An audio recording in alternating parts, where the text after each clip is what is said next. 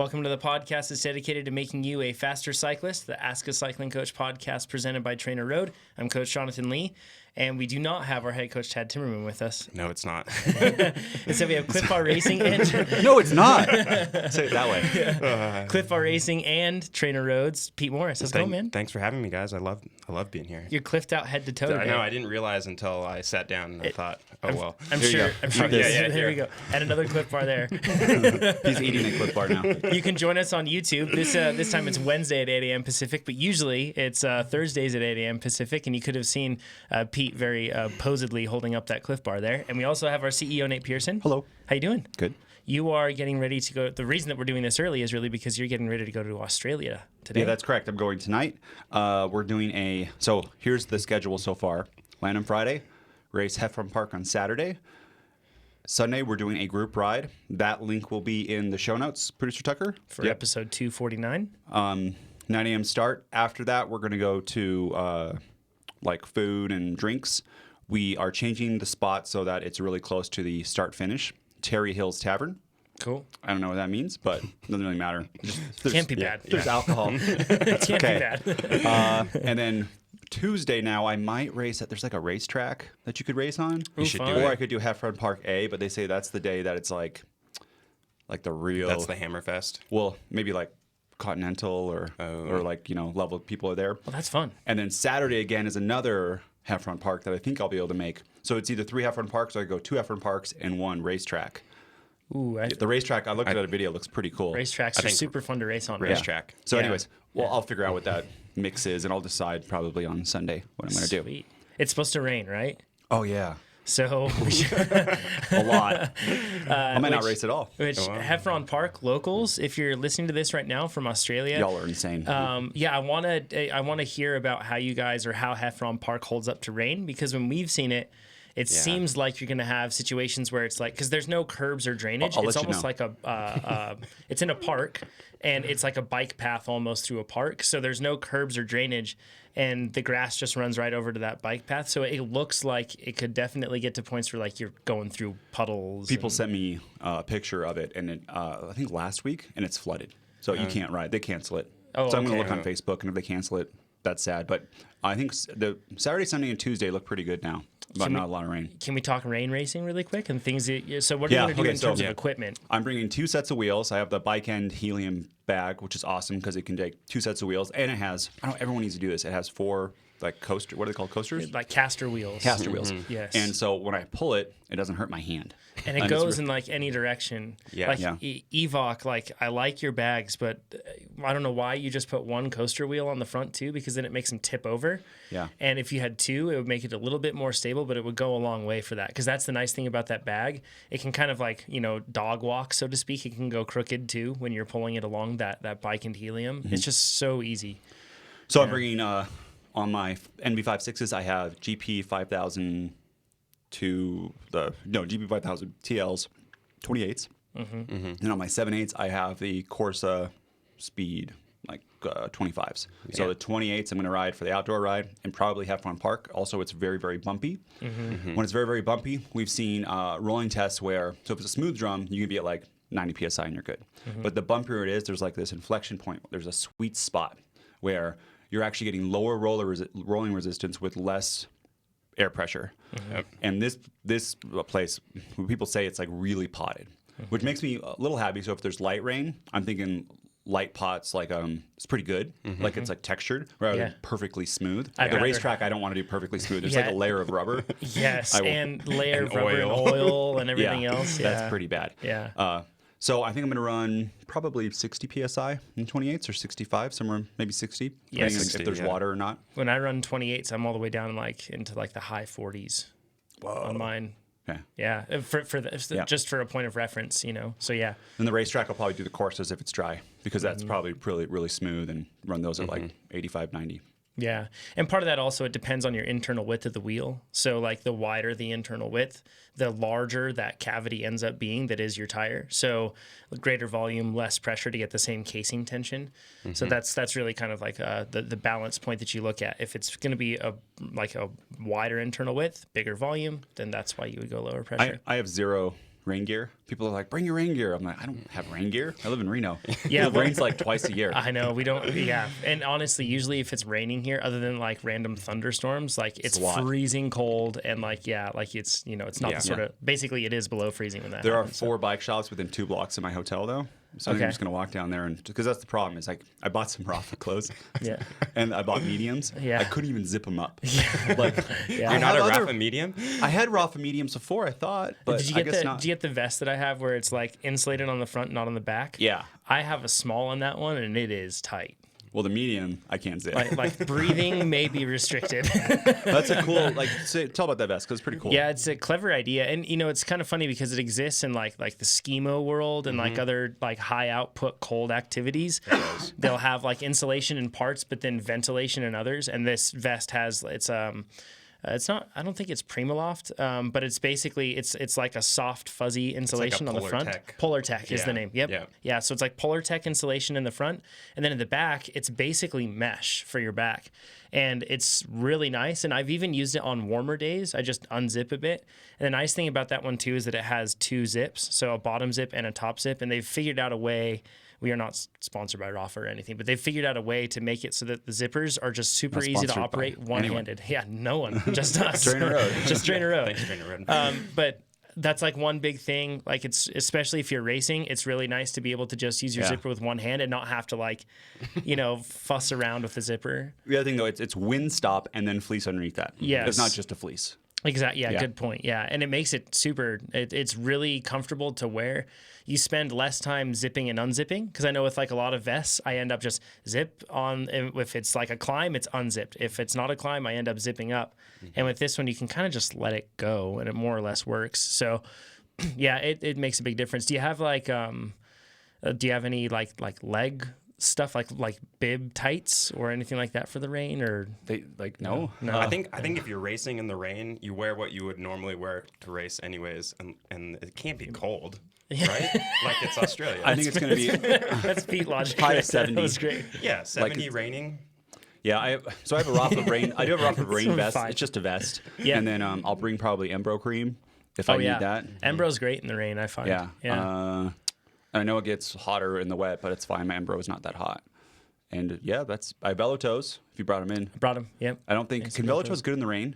Or does water just get in and get stuck? It depends. At like 70 degrees, I probably wouldn't even use them because I've found that with Velotoes, like I don't have particularly sweaty feet or anything, but with Velotoes, You do. oh yeah, like because they just don't breathe. So you might get into this situation where it's like humid air, hardworking, and you have those on, and it might just turn into just like you're gonna be more wet inside of your shoes because of sweat. Yeah. You I did that we did the ride with Jeff Kabush for the Sakan Fondo. We went through a puddle. The water got in and then never left. Yeah, And yeah. Because it doesn't evaporate. It doesn't because it's just enclosed space with those Velotoes. It was horrible. Yeah, so they're kind of like a double-edged sword for sure. you Well, know? if it's not super hot and it's dry, Then they're fine. yeah. Yeah, they're good for it. They Or if keep it's water cold, out it's really good. well. It keeps wind out too. Yeah. So exciting. It'll be cool to see how that goes. I'm going to be staying tuned to your Strava, maybe your Instagram too. I don't know if you'll post anything, but post a ton on Instagram. for sure. Sweet. That's what we want. I'm looking forward to that. So that's npearson99 on Instagram. Yeah, I need 10,000 followers so I can post links because Oh, I yeah. can't. I can't post links. He's high ass. I have more people on Strava right now followers than Instagram. Yeah, it's which true. is not usually the case for I most do, people. actually. Let's upgrade Nate, everybody. Yeah, but I want to send links of cool stuff. Sure, So. sure, of course, because you share whether it's recipes, food, equipment, all that sort of stuff. You're always sharing stuff that you're doing. So Needs we're insights. yeah, or Instagram. Not if you're listening. Of course, you're listening right now. you guys should upgrade Nate. I know that Kevin's not there anymore, but he I'll just continue getting into the content. So this week we've published a handful of things that people have really loved, and you guys should check them out. So these ones have been published on our YouTube channel, which is youtube.com/trainerroad, or you can just search Trainer Road and find it that way. You should absolutely subscribe. So if you're joining us now on YouTube, by the way, with this video, go down and hit the thumbs up because that will make it so that more cyclists will find this. So that's a big thing to help us. So go down there right now, hit the thumbs up, and then just carry on. And subscribe if you haven't subscribed to the channel because you'll catch stuff like this. We talked about how to avoid a crash and recover quickly with you, Pete, and your teammates, Zach Allison, Kevin Mullervy, Always tricky with the twins. Yeah, one of them. Yeah, and Joe Lewis. And we went over a crash that happened with me. I wasn't the crashed, but I was definitely involved in the cascading steps of actions that led to The it. dominoes that happen after a crash. Yeah.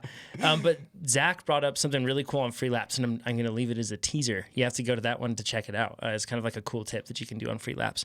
And then we also have an article that's up on our blog about how to use Plan Builder for non-racers, because we have a lot of people that ask that sort of question, or they think, I shouldn't use Plan Builder because I don't have any races, right? But nothing could be further from the truth. We built it for that specific use case. So if you don't have any events at all, you just select this sort of discipline that you like to train for, and then it will build it out. And you just say, when do you want it to end? Yep. And then you'll just, market that. It's super easy. And it also goes through like a bunch of different scenarios that you might do for different types of riding and everything else. So check that out. That's a really good one. And the last one that we published yesterday was how to find the right wheel in the sprint, because I thought I found the right wheel in a sprint, but then things kind of went haywire. You did. You just didn't go. I didn't go. You waited too long. When do you sprint? That's my favorite line from the video. Yes, I saw that video. It seemed like it was like perfect. Because in that last corner, if you would have done the gap and sprinted from there, that's your jam. That's my jam. I know. It was frustrating. We would have had a picture of John with his hands up. Now you have what, like no, I have. I will never do hands up. Sometimes that I have in these videos where like you see it afterwards and it hurts because you could have done better than you did, and it was only a mental decision. It was nothing else. Everything else was great. Yeah. Like there was nothing stopping me you. other than the fact that I built out like one single way to success, and it wasn't unfolding that way, so I just didn't even consider any other options. So I've been watching Heffron Park crits. Yeah. It's a whole nother it's way different than U.S. racing. The size, and they do this handicap race. So you're trying to catch other groups. There's like you ride like 3 wide. There's like 100 people. You're passing B and C grade. But anyways, I'm trying to think of like strategies and what I should really do. I was watching your video, and I think this is a good strategy too if you don't know the people, is just race smart rather than trying to do a strategy and do something. Just like if someone goes in front of you, go with them. You don't have to follow every move. If there's a breakaway, don't let someone else chase it down or organize people to chase it down, because I don't have a team either. It's right, Pete? Yeah. I think it's exactly like that. You're just making a bunch of the correct decisions. If you're given A or B, you always make the right one. And if you do that over the whole course of the race, you're going to be in a really good position. Rather than thinking of a strategy. Exactly. Rather than like, I need to cover that guy with big legs. Yeah. Man. He's wearing Embro. Yeah. If Embro is fast, so you guys should definitely check that one out. It's on our YouTube channel, and then we also broke down the tips that we discussed on the blog as well, if you just want to have like a written form where you can go and check it out. Plus, we went into a little bit more depth in that article too on the principles that we discussed there, and gave you a little bit like a few more tips. So learn from my mistakes. Go on there. Also enjoy, if you really want to see me make a mistake, go on there and you'll get to really revel in that, because it's a pretty big mistake. So people love to hate. People do. That's for darn sure. Let's get straight into Pete's question. He says, I love the podcast and product. Yeah, Pete. I recommend Thanks for taking my question. Never gets old, right? Yep. Never gets old. Nope. I recommend it to anyone that knows how, or that wants to know how to train. Awesome. That's what we're here for, to help with that very thing. I'm at the end of a training block, and I'm currently in the recovery week. I'll start my next block next week with a ramp test. The Sunday ride is easy, and Monday is off, and I will do the ramp test on Tuesday. So my question, the day before a race, I always go out and do a 20 to 30-minute ride with a few openers to get my legs ready for race intensity. Before we go any further, can you explain what openers are? Because we get that question quite a lot. Yeah, more or less is what you're doing is you're going to prep a bunch of your systems that you're going through, and you kind of run through your rev range if you're in a car, right? So it's like going all the way up to red line. You're not hanging out a bunch of time at that high intensity, but different people like different things. For example, I like the 5-minute ramp up slightly above threshold, and then a couple 30-second really hards, but never enough that it's actually taxing the system. Yeah. Yeah.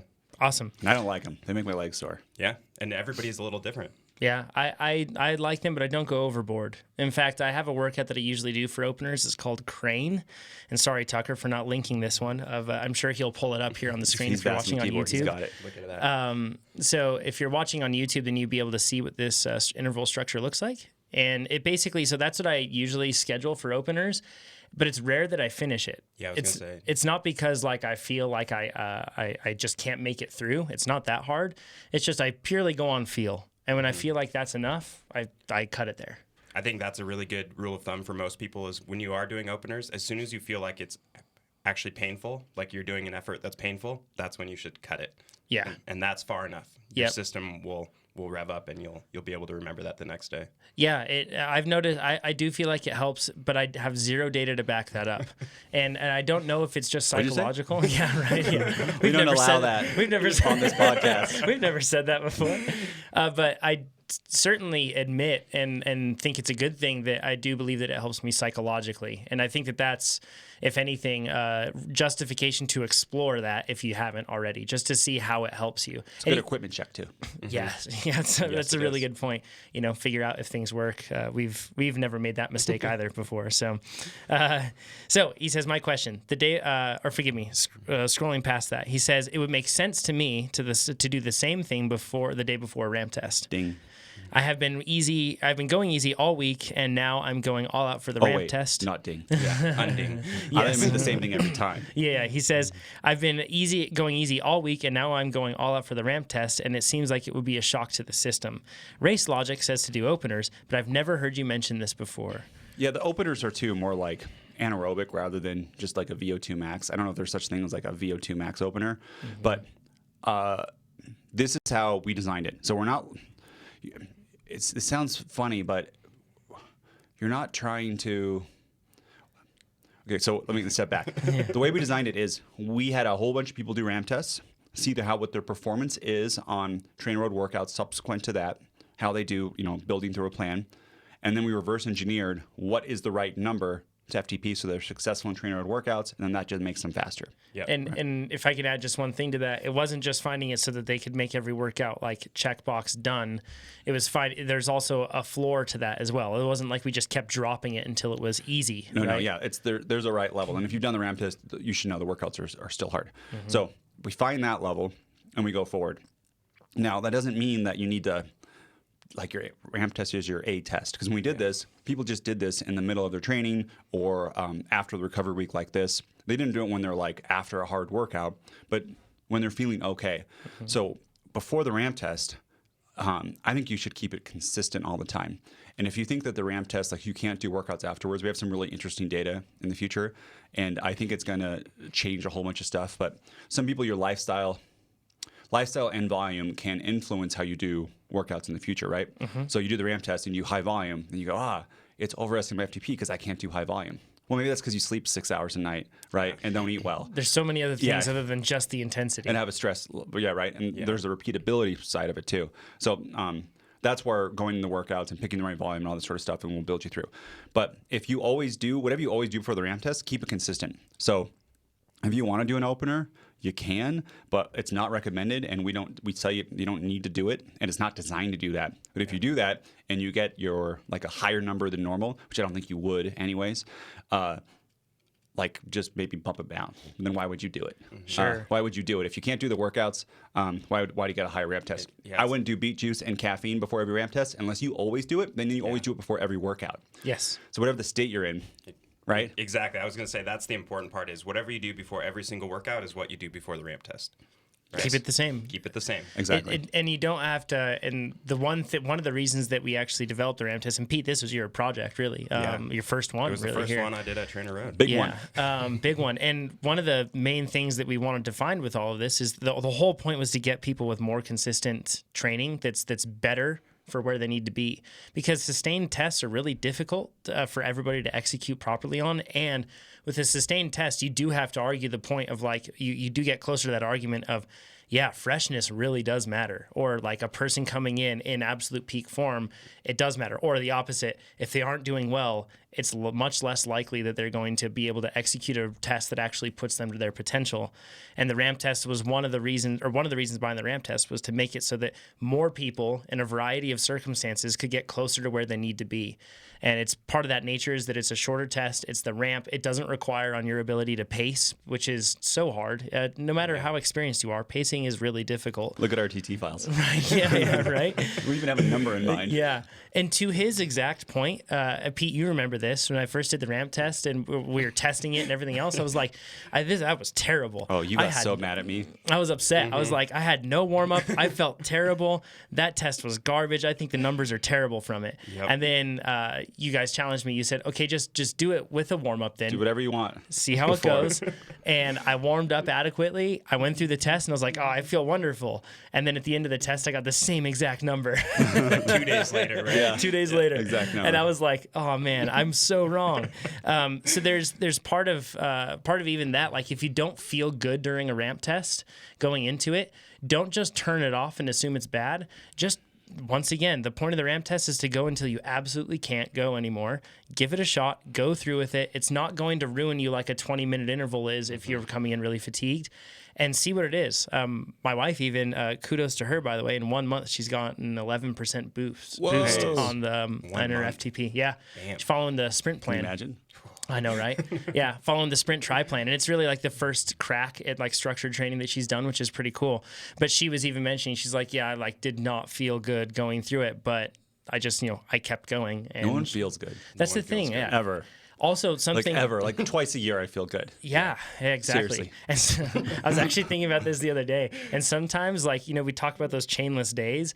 I feel like these days I don't have many chainless days. I'll have a chainless moment. And then after that chainless moment, the day is bad. Like, Yeah, it's like, totally. it's hard In a after race, that. you're like, for the 1 minute of your attack, you're like, this is easy. Yeah. And then reality sets in. The final little thing that I wanted to add personally just to the ramp test is remember that it's actually, we're saying that it's hard, but realistically speaking, it doesn't feel extremely hard until like those final few minutes. 2 minutes are hard. Yeah, really. It's like racing your friends up a 2-minute hill on like a group ride, Yep. and you just are hard as you can. That's what it's like.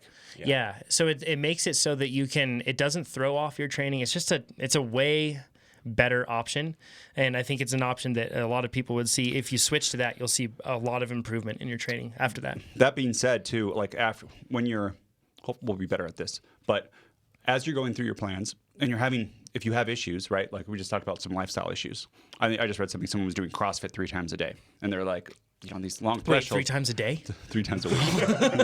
Rhabdo. And they're having problems doing some of these threshold efforts and stuff. Yeah. Like to be like, yes, of course you would. Yes. Right? And if that's the case, well, you can make the decision. Should I change do less CrossFit? Or maybe I lower the intensity, or I pick easier workouts. Those are kind of the 3 different ways. And you could even lower your FTP so that all the workouts are easier. That is fine. And if you think it's not hard enough, you could always raise your FTP a bunch. You can make these little micro decisions as you go through your plan to make things harder or easier. For most people, it's not needed, but for others, like if you think that you're different, so we used special snowflake before. Yeah. When I was growing up, special snowflake meant you are unique. And now there's like this political thing that means like you're like it's a non-touch item. I don't know, someone that like gets triggered or like, something. I was just meaning you were unique. Yeah. If you that's all we Like really all meant with snowflakes it. are. Yeah, Yeah. exactly. That's the saying. So But politics will hijack I know. anything and ruin exactly. it, won't they? We were like, oh shoot. I like realized we it felt afterwards. so bad. Yeah, we didn't mean it. We didn't mean it. Anyways, if you do think you're unique, you can always adjust things a little bit. Yeah, for sure. But you got to look at your lifestyle and stuff too. So that's just, it gets you started and then you move through it. For most people, you don't have to touch a thing. And like we have lots and lots of data that for most people, you don't have to do anything. But if you're on the outsides, you can always tweak it up a couple watts. Right? Yeah. And one thing to remember, Pete, to directly answer your question, I don't think that you need openers. That said, if you do them, just make sure that's consistent. Yeah. Well, Like, not for every workout. Yeah. Well, that's just the thing, though. Like, if you for do ramp test, openers though. before a ramp test, Always do them. that's Yeah. the thing. Just always make sure that you're doing it before every ramp test. But at least I was severely tied to this. I thought that it was absolutely the case that I needed a warm up in order to get the most out of myself, and I didn't. So just for what it's worth, that's my N=1 there on that. You thought you needed an extended warm up. Yeah. I did. Yeah, because you still get time to warm up leading into it, but yeah. Even the first steps are warm up. Yeah, and I think the one last thing that's really important is don't game the system on the ramp test. Like you're only going to short yourself. Just anchor your training with your ramp test. Do your workouts. Everything will work really well. Yes. And the way you know you're gaming it too is like in sweet spot, it's a little bit hard, right? Because you can do those workouts a little bit harder, but it starts to catch up. But in general build and specialty, if you're over the FTP, you're not going to finish. Or like you're not going to complete past your workouts. So you don't want that, like where you're not finishing your workouts. And if you're consistently not finishing your workouts, I've said this already, but I'm going to say it some more.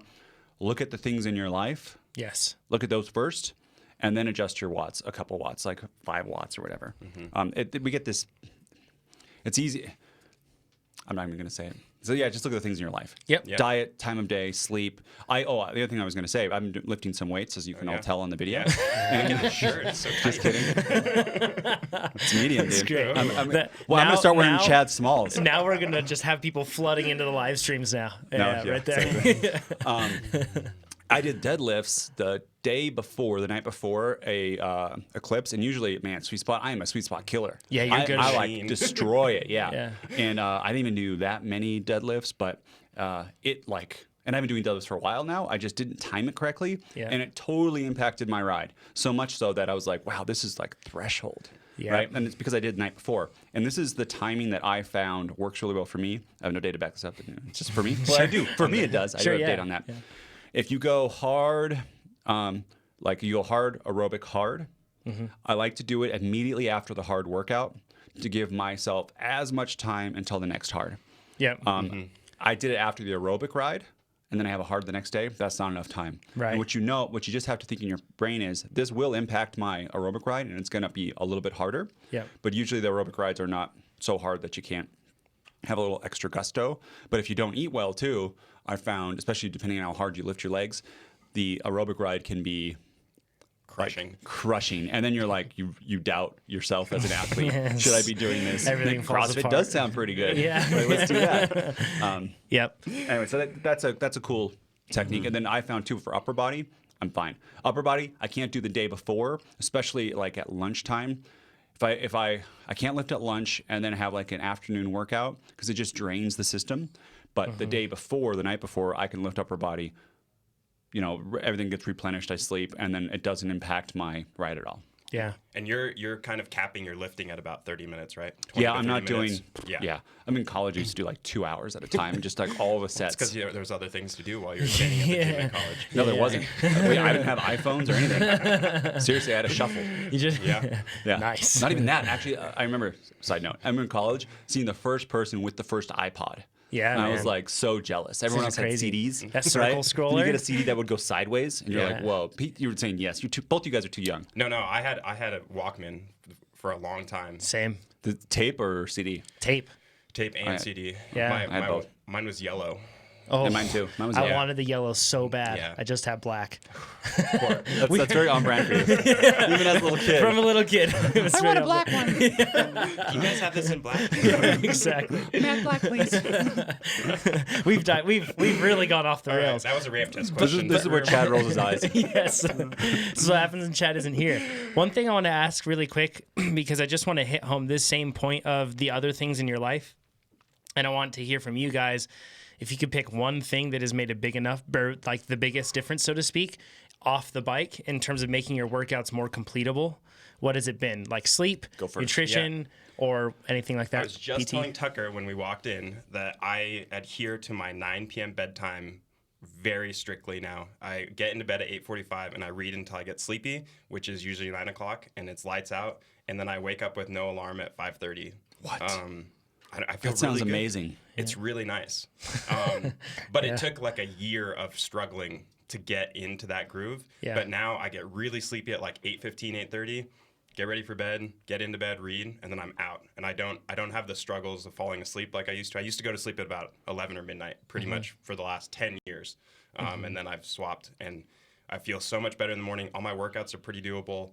I don't know. It was the single biggest change for me that I've done. Cool. Nate, you? Drugs. Just kidding. Just kidding. My eyes just got huge. It's like, whoa. Obviously, it's been eating. So Yeah. fruits, vegetables, whole grains.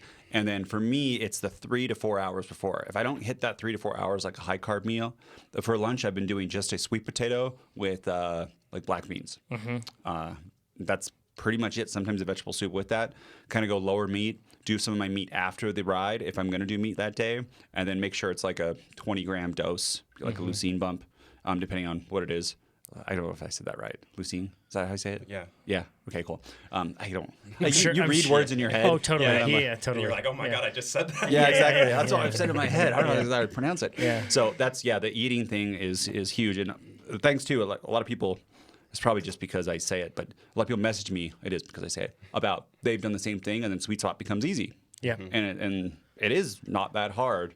You put some music on and you eat correctly, and it's very easy to do. Yeah, being adequately fueled. Yeah. It makes a huge difference. I just to be different then, because definitely the biggest one for me has been fueling my workouts and during those workouts too. That's been a big change of doing that. But quality of food, I've just noticed a huge difference. Like if I stick to whole foods and we all we're great for a while and then we'll fall off for a bit and come back. But if I stick to whole foods and I make sure that happens, everything is easier in my workouts. I can still even hit, like, you could almost, probably not macros, but like you can get kind of close on the macros, but still eat some garbage, and make through with it. Oh, yeah. And I don't feel the same on the bike. And once again, that could totally be in my head. I don't know, but I think science pretty well backs up that better high quality foods make performance better. So that's been like one huge thing for me. When I do that, it's just better off across the board. You also feel better in regular life too. Like not only training, eating really well, you feel better. Like your brain functions better at work. You like everything in your life is slightly easier. So And then here's the best part: if you do it for enough time, the unhealthy food that tasted so well before tastes like bad garbage. Yes. There's like this switch that happens. You're like, oh, that's garbage. Yeah. If you don't like like whole, if you don't like kale, if you don't like a lot of that stuff at first, your taste buds will change. Yeah, someone said, I don't know if I tell the story yet, but someone was like, I had Ezekiel cereal that Nate recommended. Yeah. It tastes like cardboard. It's because there's no sugar in it. Yeah. It's just like a mix of whole grains, whatever there's 7-Eleven or whatever there are. But after you do that for a while, and then you eat like a sugary cereal, you're like, you can't even. The sugary cereal, you can't do it. Yeah, it's too much sugar. And if you do need to sweeten something up at first, a great way to do it is just to toss in berries, right? Like or something bananas. natural. Yep, banana. And they also have fiber in it too, which is very good. And then antioxidants that are good too. The one exception to this is if you're drinking. This is how to fall off the wagon. You have a couple, like on Sunday. Ooh, I'm already worried. Yeah. I just looked at the place. It's like a tavern, a lot of fried food. Yeah. You drink some beers, and then someone puts down like a whole thing of French fries, and you just did a ride. And you're like, yes. Yes, and then the French fries start to like taste like they taste good, and then you're like the next day, side salad or French fries? Like, definitely fries. So you got to watch out for that. It's the cascade. So hopefully that helps. And Pete, just once again recapping on directly to your point of the question, we designed the test so that you don't need a warm up, or I should say even openers the day before. But if you feel like you need them, just be consistent every time you test. Steven's question, we'll get into that one, says, there's been lots of good content on the podcast and recent race analysis videos regarding how to move through a pack efficiently. Thanks to you, Pete, and Amber. Thank you, Amber, and the Cliff Bar team. However, most of these courses have wide lanes or the whole road, where there is often plenty of room to move around the edges of the peloton. Road racing is about to kick off in my part of the world, but our local races are generally on a narrow road with no shoulder and a centerline rule in effect. These roads are generally wide enough for 2 riders side to side. 3 is a tight squeeze. So that's basically like a bike path that's got a divider in the middle, I would think. Sounds like Heffron Park. It does sound like Heffron Park, right? What kind of tips do you have for riding efficiently in a pack and maintaining position on roads like this? So basically, because of the different circumstances, are there different rules in place, and how would you do it? Yeah, I think that's one of the really interesting parts is all the same principles still apply, right? So even though we talk about taking the outside lane and kind of winding up and going around the outside, all these things still exist in these tightened scenarios. Like if you're doing a really technical crit, it's kind of the same thing where there's only really one line and sometimes you can go too wide.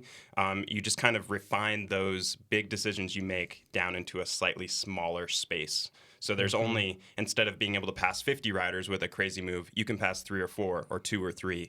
And it's just kind of condensing all that into smaller decisions all the time. When it is strung out single file and everybody's fighting for wheels, it's a lot of like really small battles that you're fighting with each rider around you. And the nice thing is when it is technical like that, you don't have to worry about what's happening everywhere else in the race. You can kind of really look at what's around you and who to pass in this corner or this straight. But yeah, the principles we talk about still work. It's like that focus just has to, it's almost like in the final laps of a race, how like every decision you make is critical. And there's like just not as much wiggle room when you're talking about like fighting for position. And I feel like this is just like across the whole race. Every one of those small micro battles that you have for position, you have to focus on them. You can't lose focus, or else it's you can't move up quickly. That's probably the main difference. Yeah. So since you can't move up quickly, you just have to make sure you've done all the right steps to put yourself in that position beforehand. What about when it's not going fast? So I remember my first USAC road race was Chico, Cat 5, where I broke my collarbone. It was awesome. Yeah. First you're race. still here. Somebody First race. crashed in front of me too when Yeah. we were like jamming it. But it was on the road going out, and it was just a block. We had like 50 riders, and it was a regular road, but it was like 8 across, and you could not move up because it was a block. Yeah. Because that happens. What do you do? Man, on the slow parts? I've been in that same scenario at that same race where the road's terrible. People are riding on both sides of the shoulder, and it's 10 wide, but you can't move up. More or less, that's a scenario where you're just kind of screwed. You're waiting until it speeds up. Yeah, but what you have to do is you have to kind of be ahead of the curve, so you can watch everybody in front of you. You can pick the guys who are going to do something, and you can kind of position yourself to take advantage of that. When these in those big blocks, whether it's a skinny block or a big block, there's always a filtration. So you're either filtering forward, where you're making every single decision to push you forward through the block, and sometimes someone will like go around a pothole and you just take their space, right? Like they gave it up, and it's not much. You're arguing over 6 inches, but that moves you up one length in the block. I feel like a lot of it comes down to, in those moments, just looking at what you can do rather than what you can't. And what you can do is make sure that your bars are just slightly ahead of the person next to you, because then when something does open up, that means that you'll be the one that gets to fill that gap in front of you. Even though it's not right there, you just have to focus on what's within your realm of control. And I think one of the really good ones is, especially on these tight courses, looking ahead, or if you know the course, if you can be the inside line on each corner, you only have to be a quarter inch ahead of the guy next to you, or the person, and they get pushed out. So what you have to do is you have to pay attention far enough ahead that you're always taking the inside line, and sometimes that means like swapping 1 or 2 bike lengths over in between each turn, but every single time you're going to take over someone and take over and take over.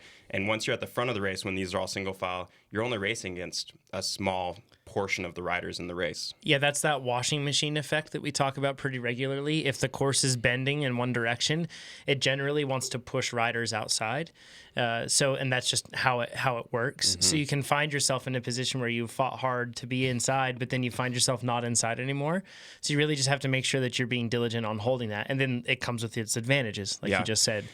I have another tip that I don't remember if I said it. I said it to somebody, but I'm going to say it again here. Cool. I just started doing this. It was at Folsom Winter Criterium, because it was kind of the P12 was boring until it wasn't boring. And then it was... It was really not boring. Yeah, really not boring.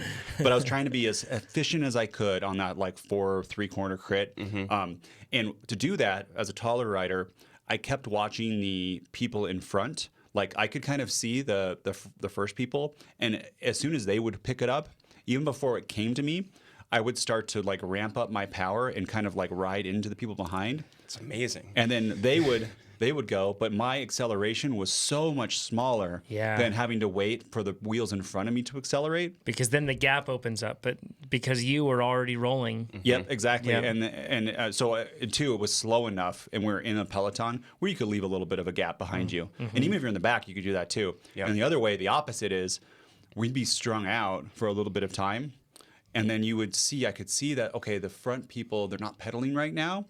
And then I would just keep pedaling and kind of swing on the outside, and then I could pick anywhere in the peloton I wanted to be. This is a wide road. But just, I know shorter riders probably can't do this, but if you're a taller rider and you can see that, it's like it's a big help. It makes the ride so much smoother. It's like a life-changing. Yeah. Yeah, I can't believe I didn't do this. The only thing you got to make sure is if you're really close, you got to protect that front wheel. Yeah. That can be a really dangerous situation when you're looking up, then somebody cuts over on you. Yeah. Just the move of the peloton, and you don't see it, then you're down. One thing to add to this, and we haven't said it explicitly, although we've explained it, but I think that it's an important thing to state, is the fact that when the race is accelerating, it gets holes. and it stretches out. And that's an important thing to remember. If you are packed in tight, an acceleration will make it so there's opportunities. It's like stretching silly string or putty. Once you start stretching it, then the gaps start to open up, right?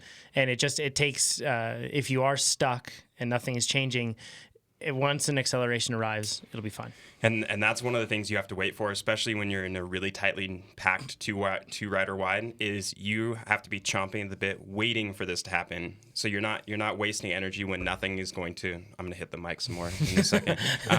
When you're waiting for the opportunity to come, that's when you use all your energy and you move up a bunch of small victories over and over. But if you're using your energy when you're not getting much for how much energy you're putting in, that's when you're going to be caught on the back foot when it does accelerate. And you're like, man, I just couldn't move up when it got fast. And that means that you probably used up energy or were making the wrong decisions before it got fast. The way to move forward isn't to be overly aggressive. It isn't to bump people out of the way. It isn't to make erratic movements. That's not the way to do it. Because even if you do move forward, you'll be on the ground soon, right? If that's your tactic. But the way to move forward is just to always be in the right position, which the right position is just a slightly better position than the person next to you.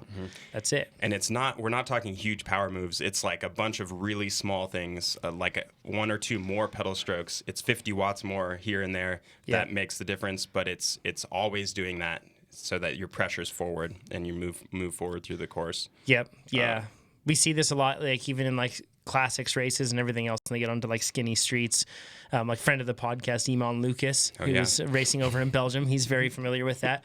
We'll see that hopefully in some spring classics coming up here soon too. It's make sure you watch on the non-exciting parts of those races, and you can learn quite a lot. The lead in to the whatever berg it is. Yeah, whatever berg it is. One of the 1600 in that course. Watch the position battle into the climb, and that's when you'll see the really good stuff happen. Yeah, exactly. Okay.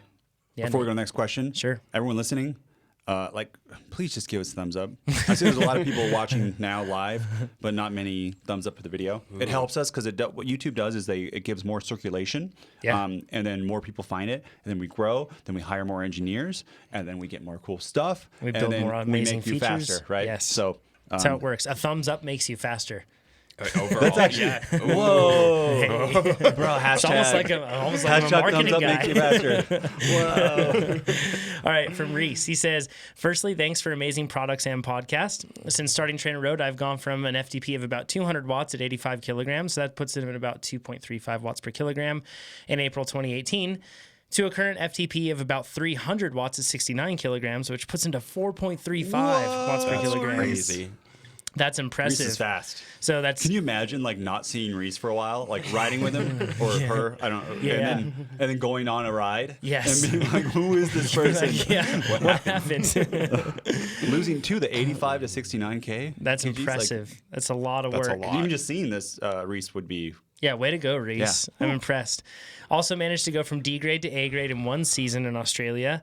While most of my workouts are now outside due to a desperate need to improve bike handling, the foundations and principles continue to date.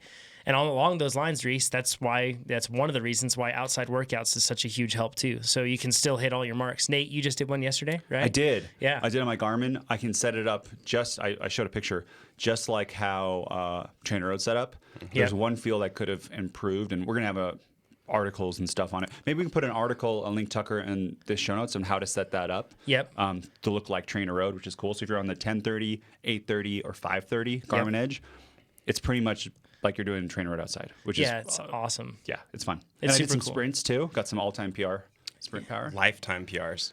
Yeah. Lifetime. Yeah, pretty amazing. So and you can hone both sides of the coin, so to speak here, right, Reese? You can become a better bike handler, and at the same time, you can make sure you hit your marks. If you look at the best racers, they don't just train with structure at specific times and then just ride however they want. That's not how it works. The only time when they ride however they want and they still don't ride however they want is on recovery rides, and they still are capped and they are keeping it below that, right? So it's all the best riders, they go out and they make sure they get their structure in, and then they can take care of any extra credit that they need to. But don't miss out on the structure, Reese, or else your 4.35 that you work so hard for, it'll go away.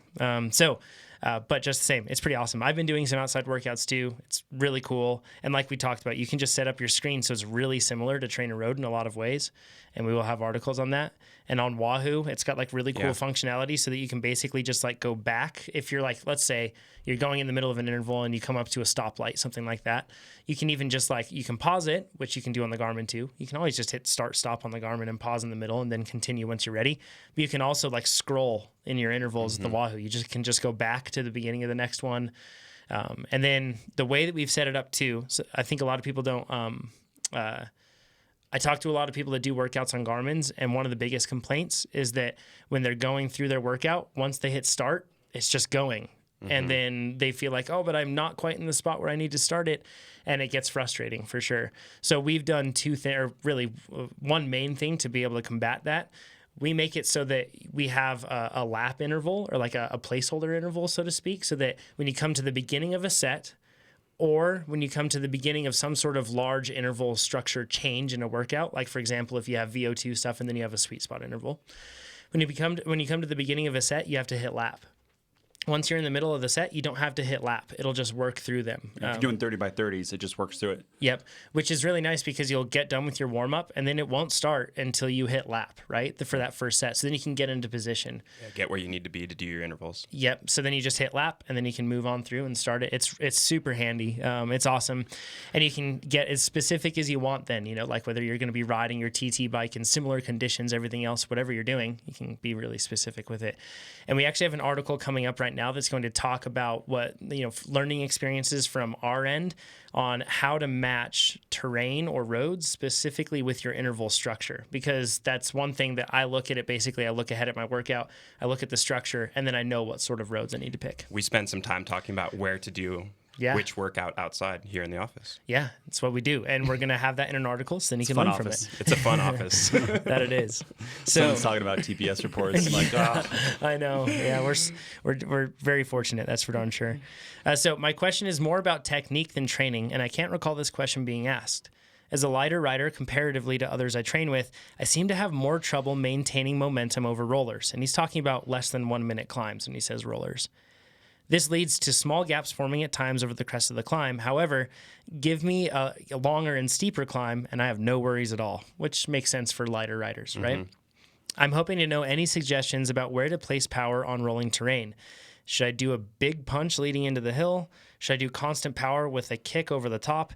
I'm not sure if I'm doing something wrong, or is this just something related to being a relatively small rider?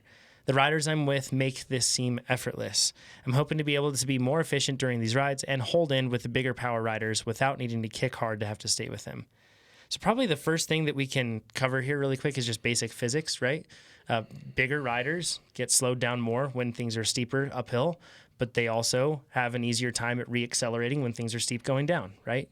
More mass. Yep. So those are the basics that kind of govern a lot of this situation. Yeah, those are the rules we're abiding by. Yes, we can't break them. As much as we want to, we can't. So I see this, I experience this quite a lot because I'm similar in regards to like relatively to other riders. I weigh less usually than most other riders that I'm with. And I've noticed this very same thing, Reese, where we'll get to the top of the climb. And while I may not struggle in the steep part of the climb, I may struggle definitely over the top of it. And when I first started racing, it was so hard. And I felt like I was dying 10 seconds ago on this climb. Everybody else looked like they were dying. How in the world are they going so much faster over the top? And why do I have a gap to close every time when I come over the top of a climb? It's super frustrating. I don't know if you guys have faced that at all. Pete, Nate? Nate, have you ever been dropped over the top of a climb? Yes, that's the time to drop people. Yeah. So, and it's not, that's just it, right? It's not just down to being a small rider, right? Small rider makes it easier, actually. So Yeah. sorry, Reese. Yeah. Yeah, you have a... We have an advantage, like if it's like a minute climb, that's enough for that. All of our energy that was maybe we had rolling up into it is gone. And we're just the same speed as everyone else, and we are struggling a whole bunch. It's that over the top where you need to... Pete, I think we talked about this earlier. You describe this because this is a race tactic. So this is... Wait, should we describe it? Because this is how to drop us. Well, let's give it to him. So one of the things is if it's longer than about a 20-second climb, I think a big rider has maybe a 5 or 10 seconds advantage leading into the beginning of the climb. So you're hitting it for the start of the climb doesn't actually do anything to the bigger riders. In fact, that's probably the easiest time they have on the whole climb is the first 5 or 10 seconds. And if you give them a bit of draft too leading into that, they'll take it. I mean, they won't say no. Ideal, right? So don't, if you're riding with bigger riders, don't use that as your plan of attack. Once it actually turns into the climb, and if it's longer, like I agree with Nate, probably up to 1 minute or. Man, those are all awful. If it's a 1 minute climb, it's probably the worst for us because that's long enough for us to slow down, and us hauling our body weight up a real climb when everybody is finally slowed down to their actual climbing speed. Like I just go 3 or 4 miles an hour slower at the same power output. Same power output. Like I'm going as hard as I can go, but I'm going 3 miles an hour slower than everybody. The other thing with those short climbs too is that everybody can go really hard for a short period of time, but everybody going really hard in a steep climb, that doesn't equalize it. The weight still very much comes into play there. So if I'm going as hard as I can and Nate's going as hard as he can and we're going the same speed, Nate's doing a lot more work to go that same speed. Exactly. So that's kind of the sweet spot for these lighter riders to inflict some damage. But what you have to do is when Nate and I get to the top, or a bigger rider gets to the top, they know that their window of opportunity to kind of mitigate any damage that happened on the climb and to kind of double down on their strength over the top is that time period. So that's why even if we've gone as hard as we can up the climb, you just double down and you stand up or shift down a couple of gears and really accelerate over the top, and that kind of undoes some of the damage that happened on the climb in the previous 30 seconds or whatever it was. It's still hard for us to accelerate bigger bodies at the time. That's a great way to hurt us, is that so acceleration on a climb I think also hurts us more. The very end of the climb, start accelerating and then accelerate over the top for like 10 seconds after it's flat, and if you're not in contact, gaps are there. Yeah. And it becomes 30 seconds, and you're just chasing and chasing, chasing. If you look back, you see those people and you want them gone, you got to hit it for a little bit. Here's an interesting point to this. This is why this is a really good strategy, is because if it's a lighter rider that you're racing against, in that meat of the climb, right, the center section of that climb where it was steepest, they were probably trying to inflict the most damage on the bigger riders. So they probably went extra deep, and they're in their most vulnerable position. Forget relativity to you. It's just they're probably in their most vulnerable position. So if you can make it so that the climb does not finish at the top, the climb finishes on the descent at some point in your mind. That's when you tell yourself that it's over. That will make it so that when those riders are in their most vulnerable position, they have to do something extra hard.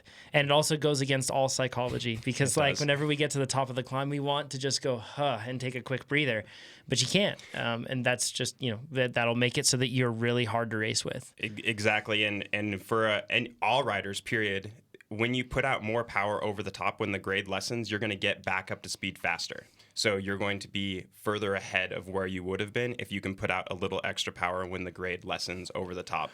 Imagine if all of our intervals, you got to the end and then we added 15 seconds on every time. The mental anguish that would give you, and it would just cut you down. And if it was random too. Yeah. But if we just, at the beginning of the workout, the interval's just 15 seconds longer, it would still be hard, but I bet you wouldn't be stuck in the same spot. Yes. Right? And so it's a mental thing about when the hill ends. There's and that's a study on that. Yeah. When you're a new rider, yes, that's where it's really hard, because you're like, I always stop right here. Yeah. Why is it accelerating? It ends after you get back into a draft and you're up to speed. Yeah, that's when it ends. And I think there are studies on this, and if I can find them, then I'll put them in on episode 249, where they actually asked people. They got to the end of the interval, and then they asked the athlete. They said, 15 seconds more, or they added on time thereafter, and they measured performance of giving somebody a 15-minute interval, then giving somebody a 14-minute plus one at the end, and they showed the difference in performance, and the difference was pronounced in the sense that people could make it through the 15, but if they had a 14 plus one, it was really hard for them on that last minute. I could see them rating the RPE higher on that second one. Yep. Which is still basically being able to finish, but they're like, it was so much harder. Exactly right. Yeah, and I'll try to find those studies. It was a cool read. The one of the first times that I recognized this being put in practice really effectively was at mountain bike national championships back at Mammoth a number of years back. There was a climb midway through the course that was really steep and hard, and over the top of it, it went into a descent after that. and we were pre-riding, and Todd Wells was out there, and Todd Wells was going up the climb, and I was doing like a really hard effort going up that climb as like an opener before the race, and which basically meant Todd was pedaling no hands going up the thing. But I was doing a really hard effort, and I was right behind him. And when we got close to the top of the climb, all I was thinking of at 9,000 feet in elevation, I was like, I'm gonna explode. And at that point, Todd grabbed like gunk, gunk, gunk, gunk, gunk. I think he clicked probably like 7 gears, right? And then he just carried it over the top. And I remember going like, oh, that's what I need to do. That's why like gaps keep opening up every time over the top. And I always tell myself, like you said, Nate, the climb doesn't stop here. It just, it keeps going. And if you do that, man, it's really tough to race with that sort of person. So yeah, that's really what it comes down to. It's a strategic play more than a physiological play. Some riders, and if you see a rider that's like really good at that, that's probably just because that effort, and physiologically speaking, that effort was probably a lower percentage of their threshold, or they're the sort of rider that has like high anaerobic work capacity, something like that, and then they're able to basically punch a little more. But everybody can make it so that you just carry on just 10 seconds more. Makes a difference. Exactly. Yeah. It's just wrapping your head around what you have to do on every single roller from here on for the rest of your life. Yeah. One thing I want to share that you do, Pete, which I think is really effective, is coming into a lot of these rollers, you do a lot. There's a lot going on. So like you roll in quick, and then that allows you to kind of like sag climb. Mm-hmm. But then over the top of it, you almost always end up picking people off. And it's like so if you're in the situation where you are a bigger rider and that's hard, I notice you really build up a ton of speed coming into these climbs, and you try to do so efficiently. It's not like you're just sprinting as hard as you can coming into it. You're picking off like drafts and moving from rider to rider. And then you get into it and you carry as much speed as you can to try to help. And then after that, you kind of settle in at a pace that you know that you can sustain, but over the top of it. And I see that every time, like at our local road race course that we've published videos of. It's the Boca Road Race. A lot of rollers like this. And you do a fantastic job of being able to pick yourself back up by just keeping the gas on. I get dropped every single time. Every time he gets dropped, but then he keeps the gas on and he's able to get through. Yeah, one of the things that works for me specifically is it's a big difference if I can go 25 watts less on a 2-minute climb or 50 watts less. And so what I'll do is that'll keep me kind of in the race. And so I don't race that climb like anyone else is there. I race it exactly as hard as I can do it. If you gave me a 2-minute time trial based on what I just did and what I have to do afterwards, I just ride the climb exactly like that. And it doesn't matter what anyone else is doing. If I can get a draft, I will. But I go hard into the base of the climb, kind of settle in at 98% or 95% and make sure I still have enough gas to get over the top and reaccelerate really hard and get back up to speed. So the difference in Boca with other ones is Boca has these like 50-mile-per-hour downhills afterwards that Pete just flies on, where if Boca, like after we call it the wall, it's not that much of a wall, but it's the wall hard. For us. It's hard. If we went up that and then it was flat into a headwind, and Pete wasn't connected, we would never see Pete again. You would never see me again. But because there's like a 4-minute descent on that and you're relatively aero and you can push through the air, because you're heavier, like that's how you get back up to speed, right? That's how you chase back on, but it's a downhill. And even our local Saturday ride has a real descent after the climb where I get dropped every time, and so you can kind of build in how much time you can bring back. And so if it is flat in a headwind, you know that you don't get to bring back any time. Yeah. But if there is a descent, kind of pay attention to how you can handle the descent. And if you are a lighter rider, you just have to be back in with the group. Yeah. It's the way it works. Yeah, or else you get dropped on the descent. I want to get Pete in a wind tunnel. Because I'd be fascinated to see, because like you don't, looking at you now, you are broad and you have your hair flapping, and like in many regards, I would think there's no way that he's aero, but he's able to like roll up to speed with other heavy riders. I feel like Pete rolls faster than other heavy riders. And his cleats are wide. Yeah, so like everything should be like. That's exactly what I look like. Yeah. For you guys who didn't log in to see that. Yeah, you should see it on YouTube. You missed it. But I feel like that would be super interesting to see. Maybe Pete just has like, maybe he's very slippery despite having large frontal area, relatively speaking. Maybe he's just really slippery. I don't know. We can find out. It's the hair. All racers will grow hair like Pete's. Beard and hair. Yeah, it's the combo. It's a trip layer. Yeah, that's it. Exactly. Laminar flow and such. So let's go into Aiden's question. It says, hi all, thank you for having such an informative platform for all of us to get faster with. That's our pleasure, Aiden. He says, I've got a couple of questions, so just to answer what you're able to. He says, I'm just switching from having raced enduro for a couple of years to wanting to push myself in training and racing road. I'm currently a Cat 4 because of my history with cyclocross, and will be racing as a privateer in my first stage races this year at Tour de Walla Walla, Tour de Bloom, and Enumclaw. So those are all Northwest stage races that are pretty well known.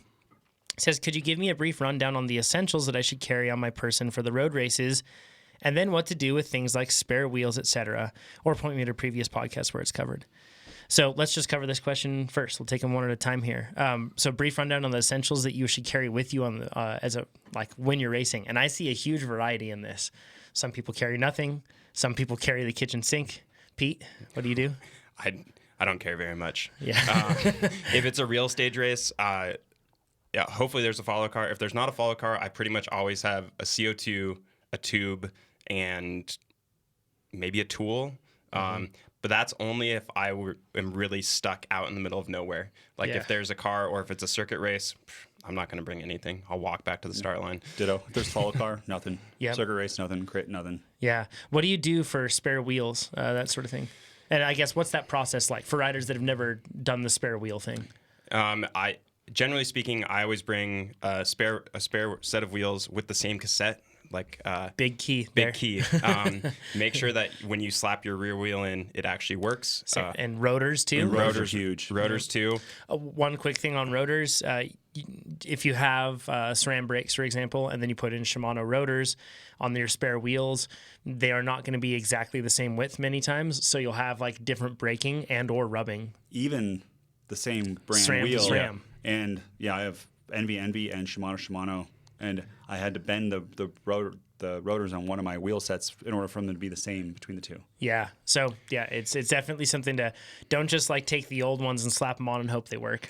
And if you have a wheel bag, pull your wheels out of your bag when you're pumping up your tires for the race. Pump up all your tires to the same PSI. Put them back in the wheel bag, or put your you can tie around like with a tire strap or a tube and put a Post-it note with your name on it. So say, Morris or whatever, and then pick a corner of the wheel pit that not in the center. Recognize where where you it can is. recognize it, so you go right into the back left corner or the front right corner, you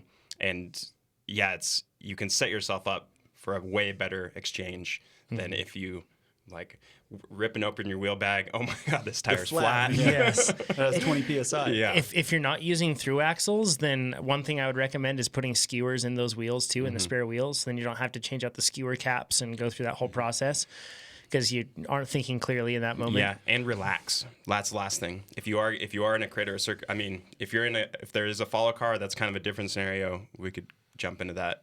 But in a crit, relax. Like you are getting a free lap. Everything's going to be okay. You being stressed at this moment isn't going to help. Yes. Yeah, that's a good question. When they say free lap, so in a crit, so a wheel pit, that's only for crits, right? If there is a free lap, is it actually just one lap? Because you could get there and they could have already lapped you. It's up to the discretion of the official, Yeah, right? the official can, depending on what's wrong with your bike or what's wrong with the field, what's happening. I've seen 2 or 3 or 4 laps. Yeah. They want you to hurry though. They don't want you to dilly-dally. Yeah, no, don't sit down on the ground. Yeah. But if you're actively ready, then they'll kind of give you a little more leeway. There's a race official that chimes in, which thank you, by the way, and I can't think of your name right now, but you chime in on a lot of our YouTube videos, which is awesome. And I believe that the verbiage that they used recently was making a concerted effort to get back into the race. Like you can't just be hanging out, calling, whatever. One good example of this though is if you watch cross country World Cup racing. Now they have a mechanic who's working on their bike, much like in cyclocross here. But when you watch people, and a few years back when Nino Schurter still used tubulars instead of tubeless, he got a flat basically every single race, which actually made the racing exciting at that time anyway. But when that was going on, you would see him pull over and he would do the flat, and he just looked so calm. Like he'd grab an extra bottle and he'd start drinking that extra bottle, and he wasn't used to it. He wasn't. Yeah, I know, right? He wasn't yelling at anybody. He wasn't urging his team to go faster. So take that same role with yourself. Don't panic. Don't go crazy. Just make sure that you're making a concerted effort.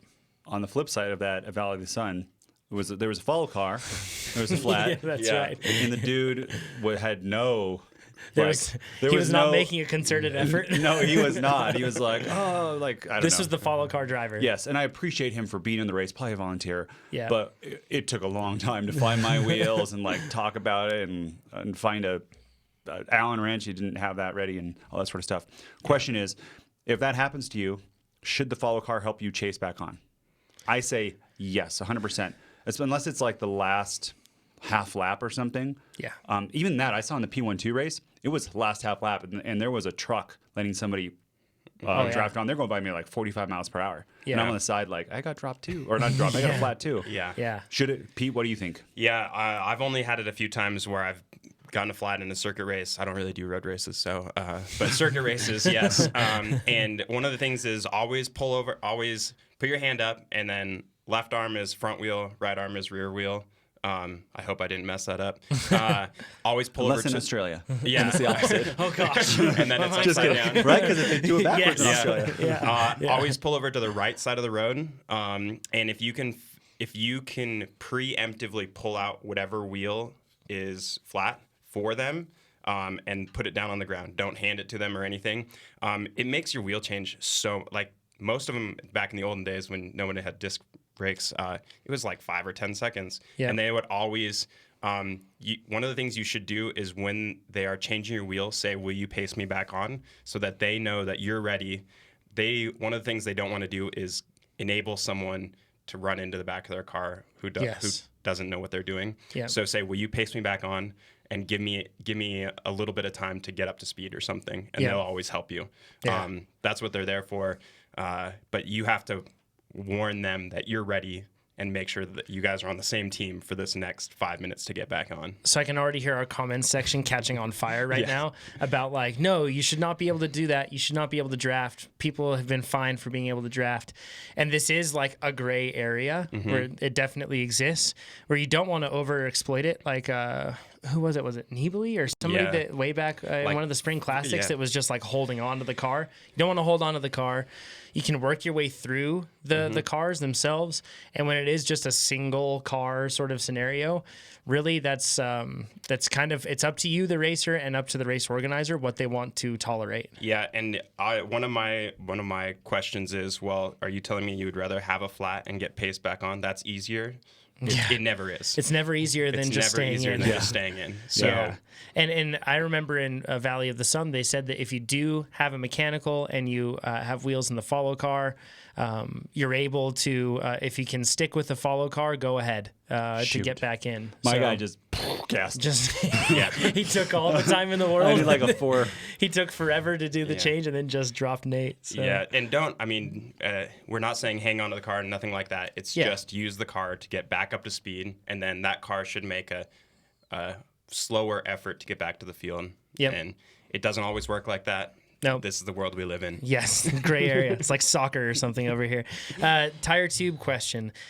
I'm looking for a race tire, and I'm wondering what size would be the best for road races and crits, 25 versus 28. And then what tires do you guys currently recommend or run?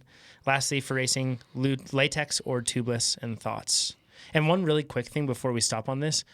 Aiden's like a prodigy. So listen to this. He says, this is my first time having structured training since racing cross country as a kid. I'm now 2 months into my training plan, 21 years old, 185 centimeters and 62 kilograms with an untrained VO2 max of 70.5 and an FTP of 280 watts. It puts him at 4.5 watts per kilogram. Without training? Without training, basically. You're a jerk, Aiden. Yeah, must be nice. Yeah, really impressive. So tires. So 25 versus 28, and then latex tubes, butyl tubes, or tubeless, or tubular. And we can throw those in, I guess, for conversation's sake. On size first, what tires do you guys like to recommend, and under what conditions? Well, I just said it before. 25 is for the crits, and then 28 is probably for road races. Yeah. That's what I should have done in Valley of the Sun. Yeah. A little more durable, 28 for road races. Mm-hmm. I'm 25s all the time. Because you don't do road races. Because I don't do road races. I think I've run latex, I've run tubeless, I've run butyl.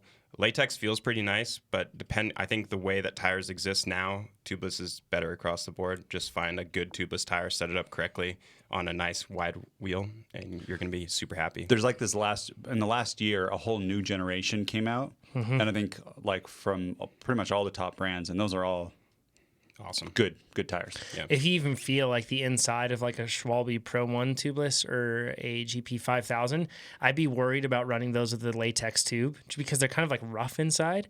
And I think they have like that texture inside to try to help with sealant getting in there and being able to seal. Well, the GP 5000 has the TLs, tubeless ready, or TRLs. I forget what it is, whatever Yeah. they call it. I think it's called TLs, and then the knot. They have the non. So Yeah, the so I'm non would talking be their different. tubeless ones because I know a lot of people just get the tubeless tire, then sometimes they run tubes in there, and that can be tough on especially fragile tubes like latex tubes or like extra light butyls. For tires that I run in races, I like the 26, which they basically measure at 25, but the 26 S-Works turbos are my favorite tires ever. Yes, they run down extremely quickly. Yes, they're prone to flatting, but they feel so good in terms of turning.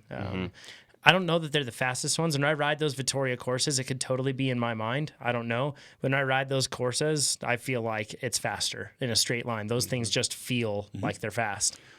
Someone in the chat, give me a reason to use tubes nowadays. Yeah. Is there a single reason?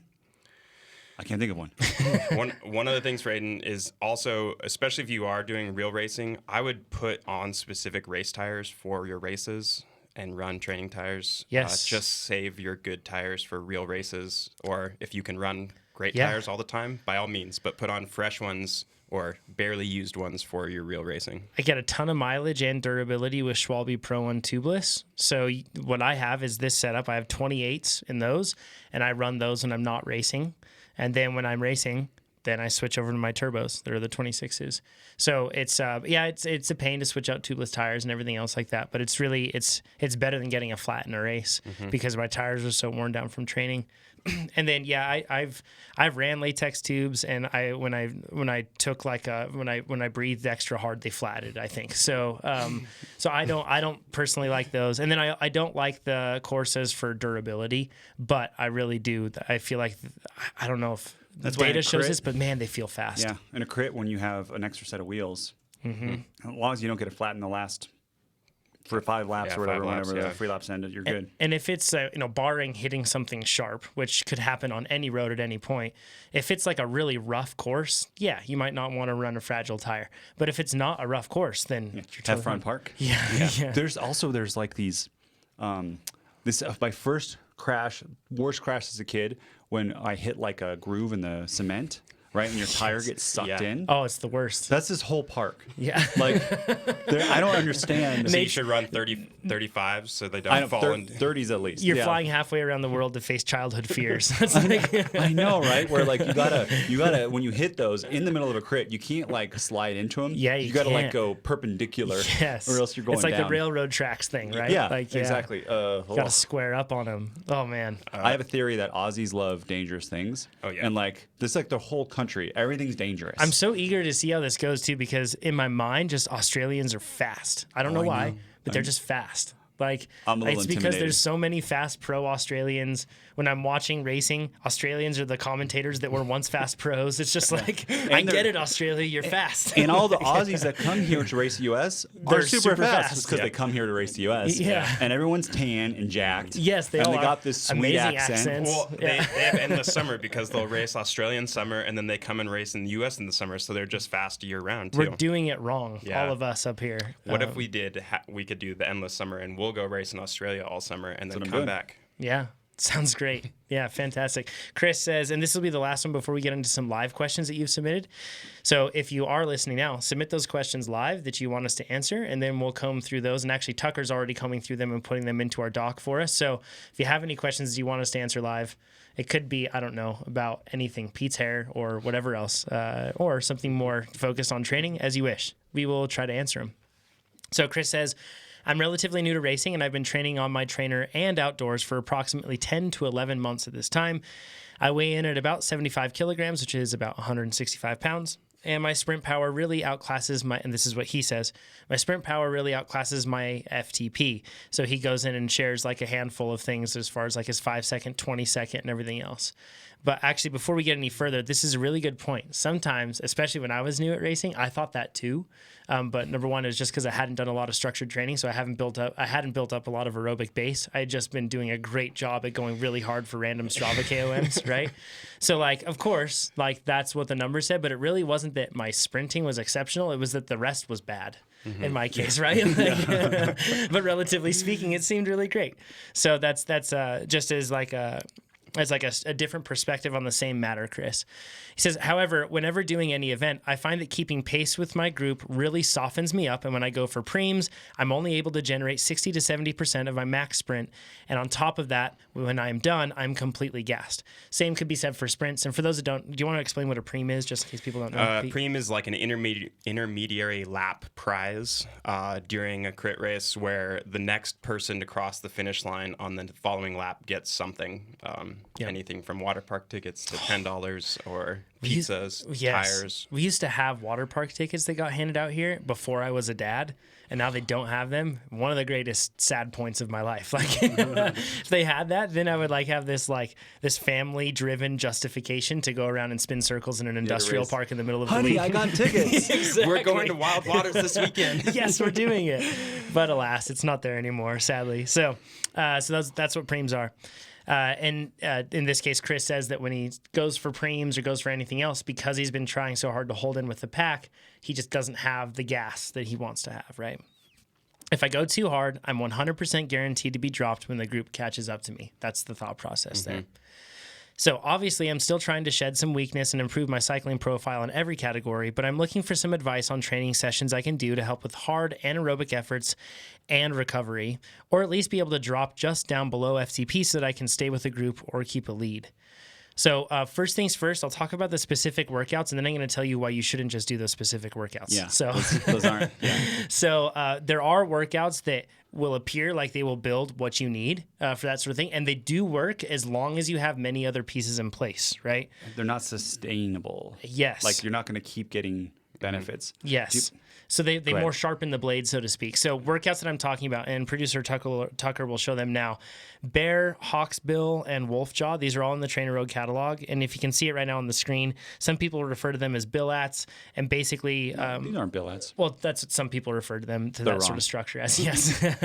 So basically what it is it's hard, it's like take an over-under, make them much more frequently, and then stretch the ups to be higher, and stretch the overs to be higher, stretch the unders to be just slightly lower. So we're talking like 15 seconds on, and when we're talking on, we're like 120, 130%, somewhere around there. And then it's 15 seconds, your under there is going to be somewhere around like 85, 90%, right? And then you repeat that for 6, 7 intervals, and that's a set. And then you repeat those sets.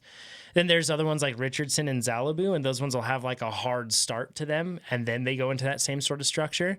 So when I first started, I thought in my mind, like, this is what I need to do, because just like you, Chris, I was getting dropped, and I thought, well, I'm an incredible like short power person, and I'm getting dropped, and maybe I just need to do exactly what I do in the race, and that will make me better.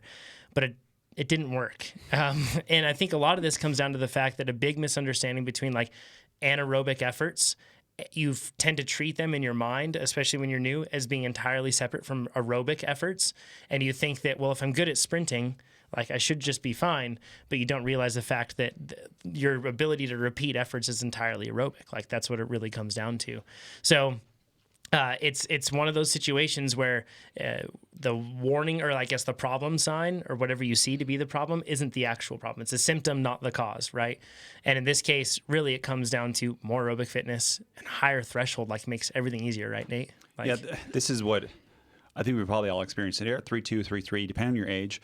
There is probably room to grow, and there is a point where you're doing your intervals, and you probably you're lucky if you've experienced this, where you go, this used to be my VO2 max power, and I'm doing it at a sweet spot, right? I used to hold this for like 2 minutes, and now I'm doing it for 30 minutes. Yeah. And that is the best feeling. And at 75 kilograms, like if you're a, Chris, I'm assuming you're a man, and you're below 40, there's probably a good chance that you could get up to 4.2, right? So somewhere getting around 75 more watts, right? Think about that would do for your race. Yes. And 2, this is a thing that like people get confused about all the time. Well, there's 2 things. One, it's not like everyone just chills and then there's a sprint. Yes. And like your sprint power that you do at on your training ride is not what you can do in a race. And the more aerobically fit you are, the less that's going to drop off. And you've seen like the UNR crit I won a race against Reno's best sprinter, Jose. And Jose does well in Masters racers in NorCal. He's a legit sprinter. Very good.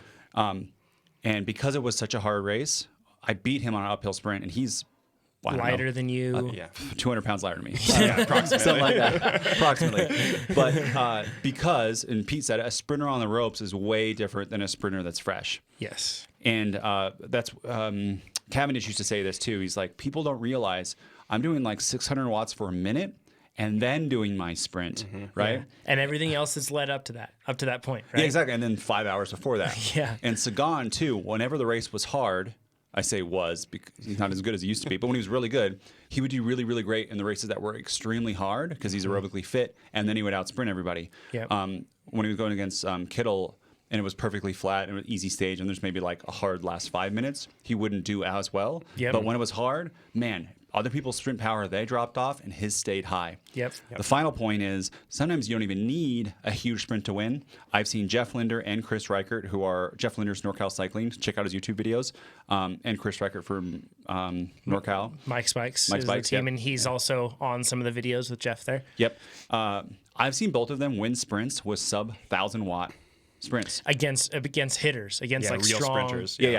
real riders. Yeah, people that national level cyclists in Northern California, and it's only because they both have big sprints, but it's only because the race was so hard. They of course timed it right, and they put so much energy out to put themselves in the right spot, where the less sprint got them the win. Yeah. And you see those numbers, and on YouTube, you're like, "Oh, I can," That's what the Chris comments looks say at that for and sure. goes, "I can do that. I can do that comments kind of say. sprint." So therefore, I can beat Jeff Linder or Chris Reichert in a sprint. Sure. But it's not the case because you are there. You got to look at the whole race before that and being gassed into it. So, Chris, what you got to do? You got to raise your FTP. You got to have a higher watt per kg in order to be able to use your sprint. And unless it's just an easy ride. Yeah. That's pretty much it. And the aerobic stuff will help after you raise your whole foundation or your anaerobic stuff. And you can kind of, that's in specialty phase where you kind of like fine tune, as Jonathan said. But right now you got to build a big blade. You got a Yep. switchblade, you need an axe. Yeah. And then you sharpen that axe, and then you're going to be really dangerous. Yep. Yeah, and one of the things is as you get fitter, you'll realize that you will only use 80 or 90% of your sprint most of the time. You won't use 100%, and so when you get done sprinting, it won't feel the same as it feels now. Yeah. It totally changes the way sprinting feels, and going for intermediary things or even attacking. All of a sudden, it's not, I went as hard as I possibly could, and I'm totally blown, and I'm going to get dropped. I only used 75% of my sprint on that one. So Yeah. now I feel really good, and I'm ready for the next one. Yeah.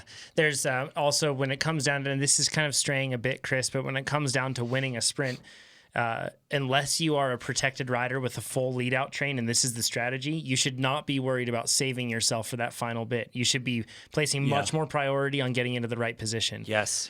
Like it's just it's hard because whenever we see sprint finishes, we think of the Tour de France and we think of like this well-marshaled lead-out train where that's absolutely the case, but still that protected rider is still having to work really hard to stay on that wheel.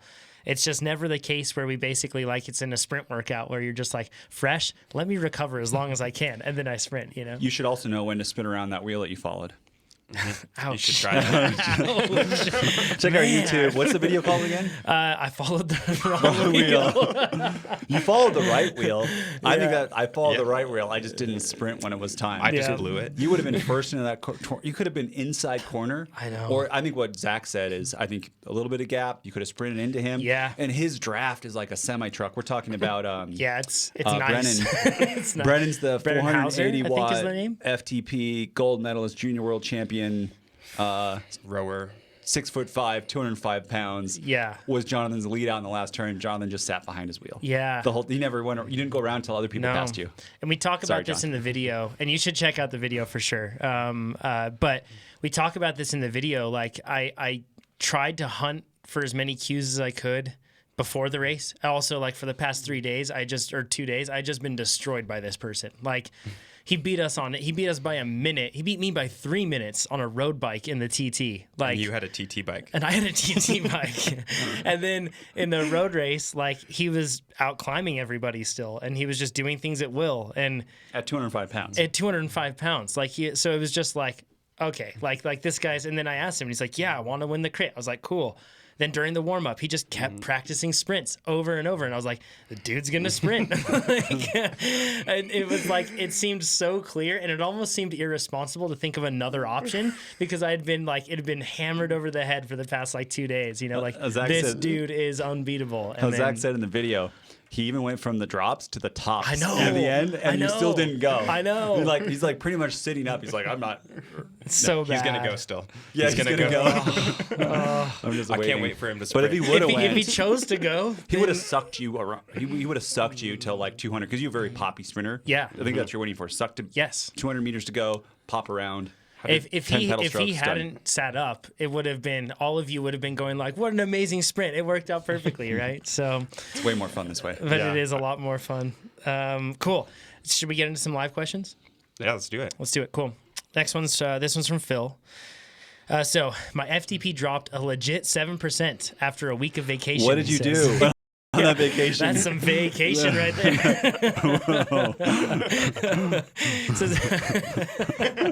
Sorry, Phil. He says, how long do you guys think it'll take to get back? I've been back a couple weeks and nothing yet. That big? I mean, I think 1 block you'll get it back. That is pretty legit drop. I also question if it really dropped that much or if you just like you went hard on this vacation and then you came into this thing. I don't know if you ramp tested or I don't know if you just had to drop it by 7% in a workout, whatever you did. I would definitely not recommend training going hard on vacation than just going straight into a ramp test. So we were talking about earlier about just the normal ebbs and flows of training probably aren't going to disrupt it much. But if you've taken a week entirely off and you partied hard for, that week, then you might be coming back in quite a state, right? Like, you got to party hard before every ramp test. Yeah, exactly. It's the only solution. That's it. Vacation all the time, every time you have a ramp test. And as far as how long, it actually won't take that long to get back. Chances are, if it was a week off, it won't take that long. This makes me think for sickness. When I get sick like that, it usually takes me a month to get back to the same spot. So if you partied so hard, it was like being sick. If I don't know. Yeah, so I can't think of a vacation that wouldn't cause that, but watch, Phil didn't party at all. He went to Disneyland with his kids, and he's no, like, Disneyland is legit. Dude. It's like taxing. more strenuous. Yeah. Yeah. Sorry, Paul, if we assumed you were a partier and you're not, or Phil, forgive me. Feels like I built homes for the homeless. I know, right? Oh, we're terrible. This next one is particularly for Pete, I think. It says, Pete or whomever, when you are part of a lead out and the front rider pulls off before a corner, which side should he or she pull off? To which side, I should say. Inside to block someone diving the corner or outside? Probably course dependent and last corner dependent. You want to rob anybody else of taking a faster line than your sprinter. So you want your sprinter to get the fastest line possible. Sometimes that's outside to outside, or outside, inside, outside. But what you want to do is close out any other opportunity for another high-speed line. And so that's dependent every single time. You can look at any different corner and kind of pick the fastest line and then pick the second fastest line and drop your lead out man there. It works pretty well. Yeah. I guess like pulling to the outside is rarely a good idea unless I can think of the outside being something where like it truly is an advantageous line, which usually if the outside is an advantageous line, it's because of some strange course feature, right? Like smoother pavement on one side or, I don't know, a huge bump or something. Crosswinds. Yeah, maybe. Yeah, sheltering by wind for sure. Yeah, or even if it is just making the whoever's following the sprint have to go around your lead up man is pretty ideal. Yep. Yeah, for sure. One quick thing. Can we just do a PSA?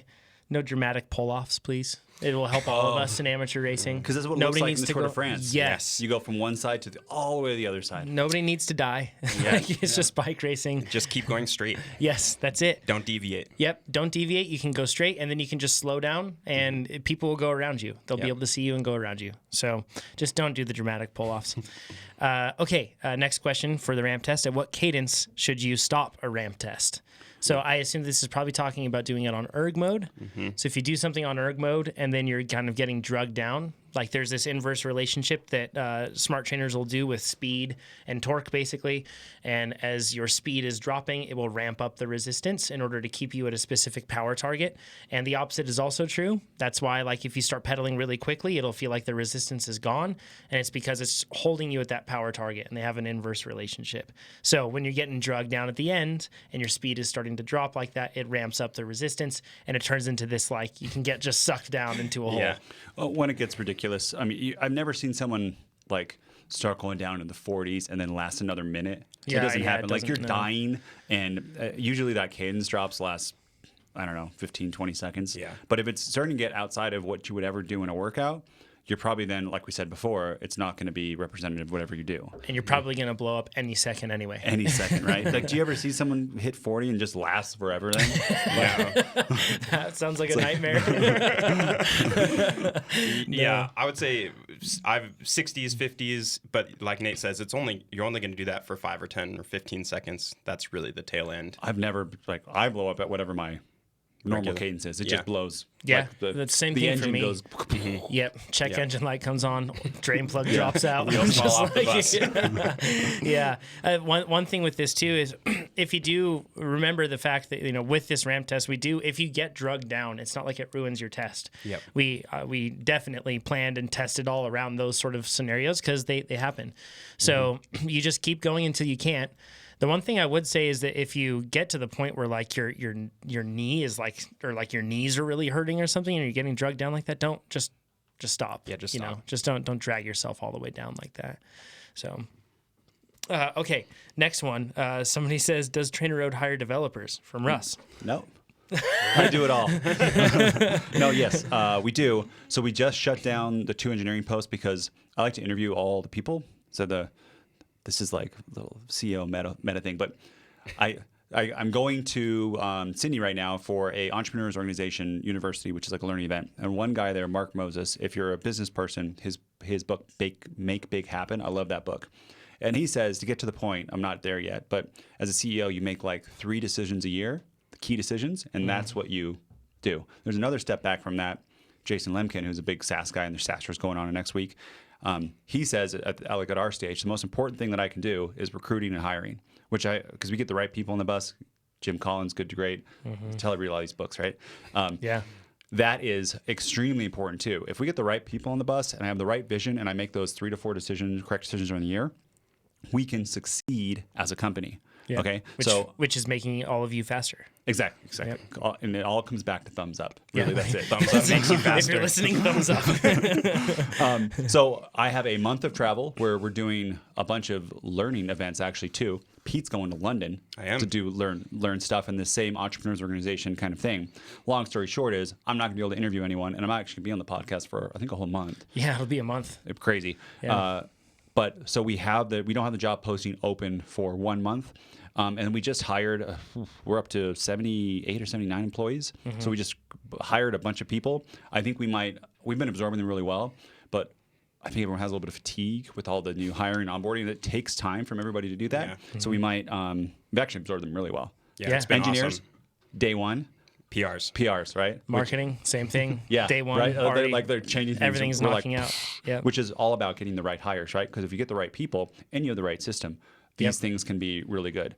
But that being said, we're going in the summer. I think we're going to just absorb some of these people. So we might not open that job posting again until the fall. I'm not sure.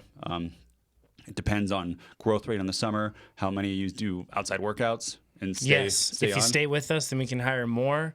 And honestly, the outside workouts, it's like, here's one thing that's interesting. I think a lot of us just associate indoor training with structure and then outside riding without structure. And that's why we all get slower when we do that in the summer, right? Like we're like crunching a bunch of data and always looking at stuff, right? And one of the things that we definitely see is that consistency pays off. And we're not just talking like consistency through a week, but when you train constantly throughout the whole year, and clearly, you know, there are times when you bring it down, times when you bring it up. That's why I use Plan Builder, and it trends you appropriately. It's not like you're just training hard the whole time.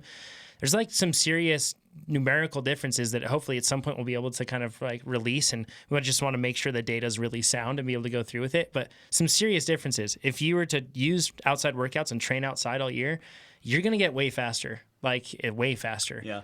we have what he's alluding to is we have numbers on it, but I want to make it irreproachable. I forget. Unreproachable. Yep. And make sure that there's nothing that anyone could say that's like would be a reason like, oh, this person changed power meters. Yeah. Right?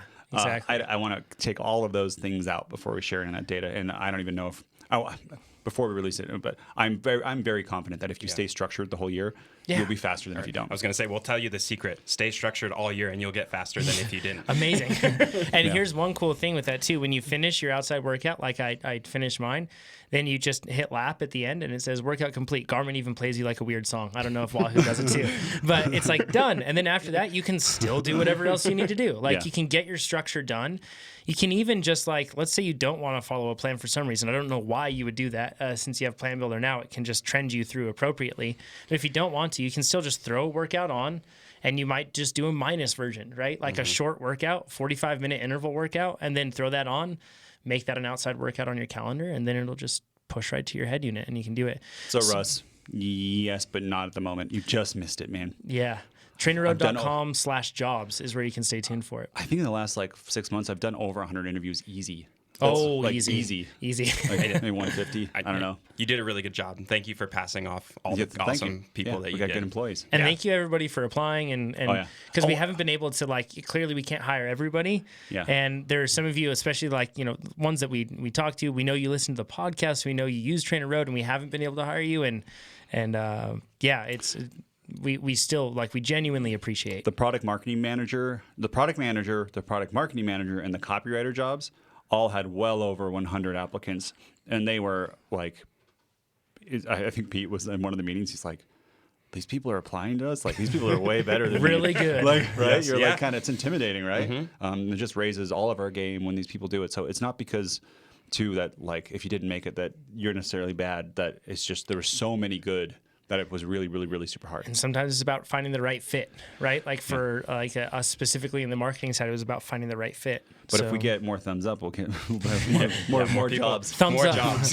Thumbs up for faster. Okay. And if I get 10,000 Instagram followers, if that's the case, hiring everybody, all 10,000. Next one says benefit. sorry, Nate. Says thanks as always, guys. Is there any benefit to harm to training indoors with regards to always pedaling compared to coasting in the recovery sections? So this is like a lot of the time, if you see any sort of workout, recovery is not prescribed at a specific wattage. Whereas when you're riding inside and you have a smart trainer or something like that, you'll be riding at whatever intensity that is. I personally think that there's a big benefit to it. Yeah, pedaling, definitely pedal. I don't know for sure, but it might clear stuff faster when you're pedaling. Also, it just burns more calories. Mm-hmm. I think it does something training your legs, even though it's so low, it feels like you're doing nothing. That in a race, when there is on and offs, I honestly feel I do so much indoor training. I feel like I am more durable than other people. Mm-hmm. Even people who go out and do 4 or 5 hour rides. Oh yeah, because I'm not stopping for 2 hours, which is so hard to get on those outdoor rides. I think it's huge. You know what I was thinking of the other day? There was actually a question on our Plan Builder how to prepare for Leadville post, which you should check that out if you're doing Leadville. Please do that. It's over at blog.trainerroad.com. Just search Leadville and you'll find it. But somebody asked basically there aren't any super long rides for this. We're looking at 2 hour rides for being the max, that sort of thing.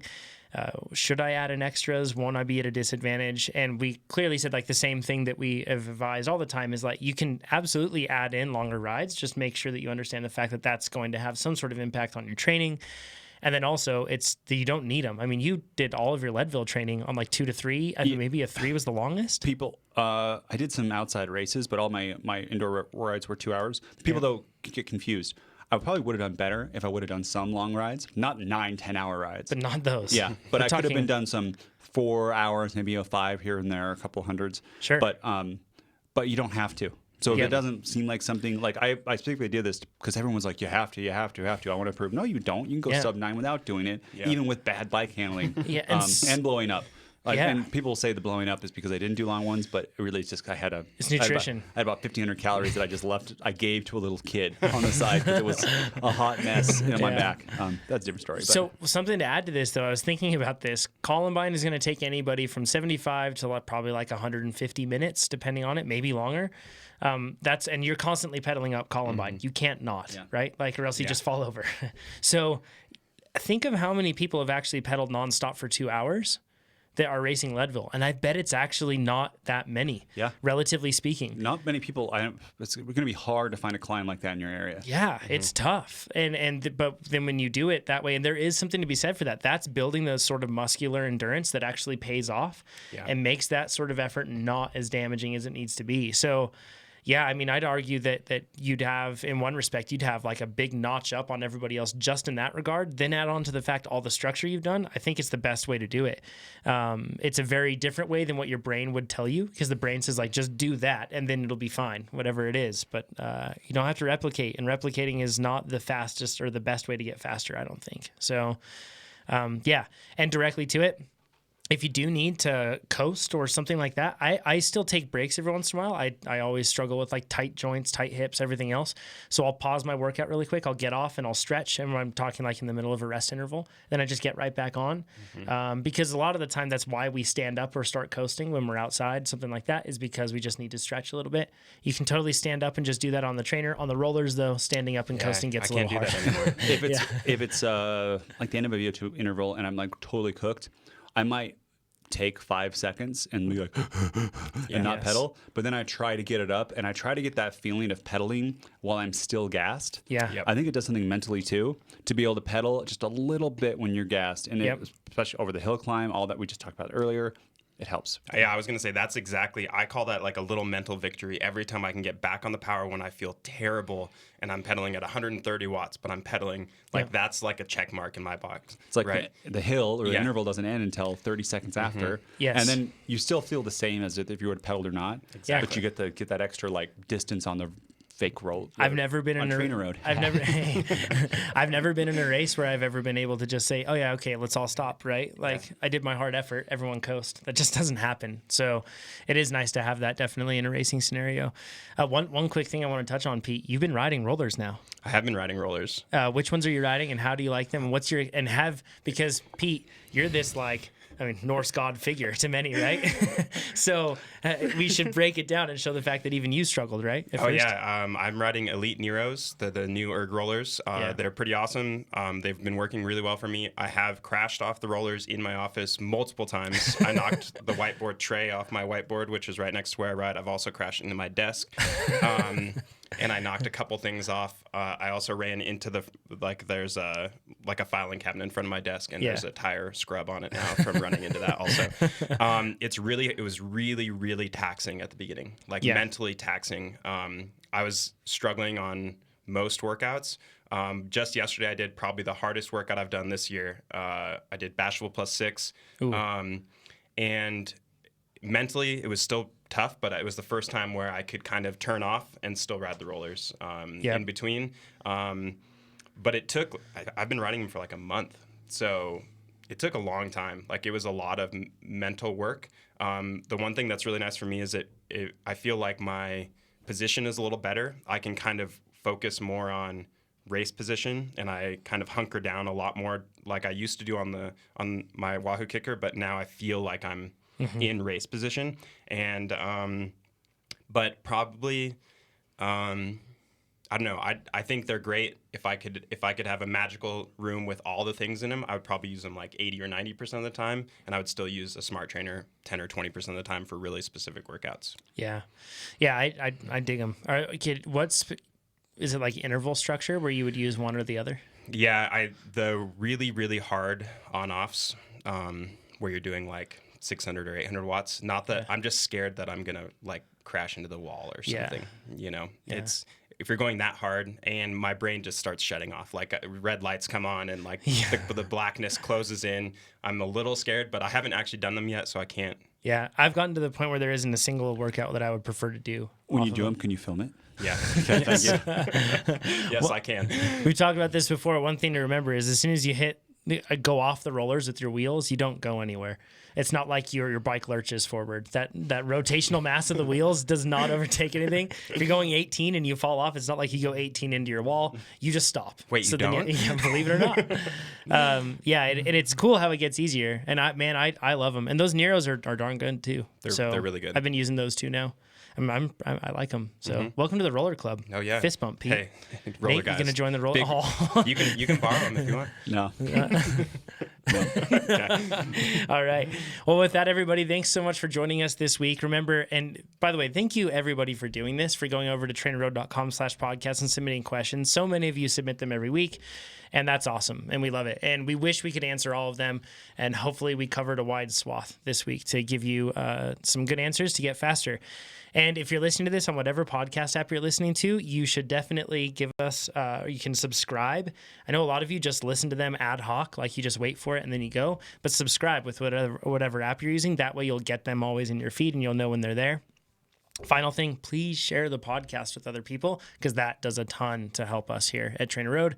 We can make more stuff that will find really cool and unique ways to make you faster, which is exciting. So with that, Nate, I guess that we'll see everybody in a month. Yep. But Unless I get otherwise, coronavirus. yeah, please don't. It could be longer. Yeah, it could be longer. We'll have like Nate in a suit, basically. No, I can do remote. Yeah. And then Pete, you and I will probably see everybody next week, huh? Cool. Sounds good to me. All right, everybody. Talk to you soon. Bye-bye. Pete waved on the...